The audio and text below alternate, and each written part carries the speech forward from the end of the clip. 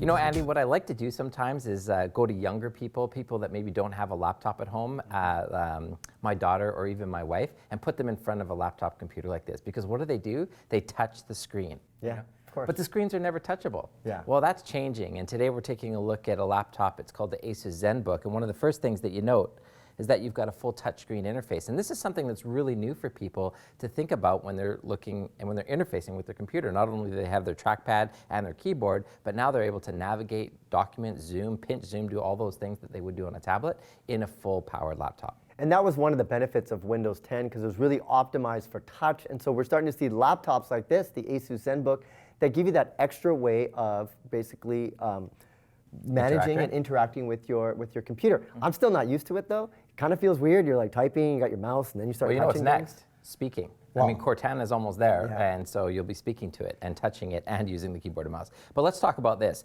ASUS ZenBook, what have they done here? Well, they've come out with a beautiful Ultrabook class laptop computer. Its design is in its metal finish. Its weight, its portability, the power that's built into it, the Intel iCore 7.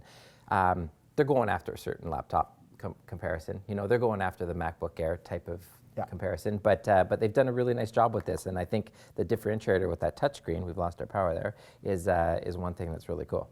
Well, you know, just talk about the design. Like, this is just a beautiful looking laptop. It's got like some sex appeal into it, right? And it's got a nice little tinge in the color, kind of like that rose gold. Brushed, almost brushed. Yeah, and I've been a big fan of the Transformers, the ZenBook line for a long time. And you know, like you mentioned, it has an i7, so that's the highest end processor. So you're going to be able to do a lot of stuff, whether it's high-end gaming or even like maybe a little bit of video production or audio production. You'll be able to do this because the processor can handle it.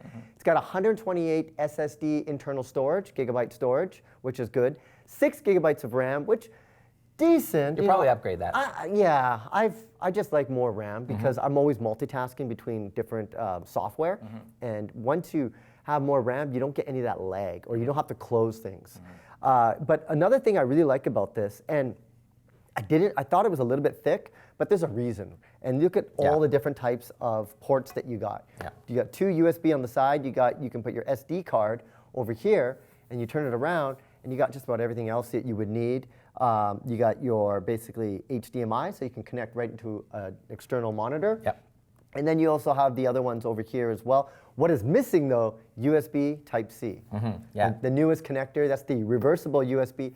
It's going to take a couple of years. It's for a timing thing, I think that the newer models will start to have it, but this one doesn't right now. Yes, but you know, it still feels a little heavy to me. I don't know about you. Does it feel heavy? Well, it's if you're comparing directly to the MacBook Air, you're going to gain a little bit of weight. But I think what you have to consider here is it's not a MacBook Air, but you want to have Windows 10. A lot of people do want to have Windows 10. This is going to be something that you're going to look for. And in the Windows-based computers, you're going to get all that expandability and all those ports that you typically don't get on the Apple side. So I think that's where that comparison is. And it's still pretty. It's still pretty, too. And you know, the touchscreen is a very cool feature. So it's the ASUS ZenBook.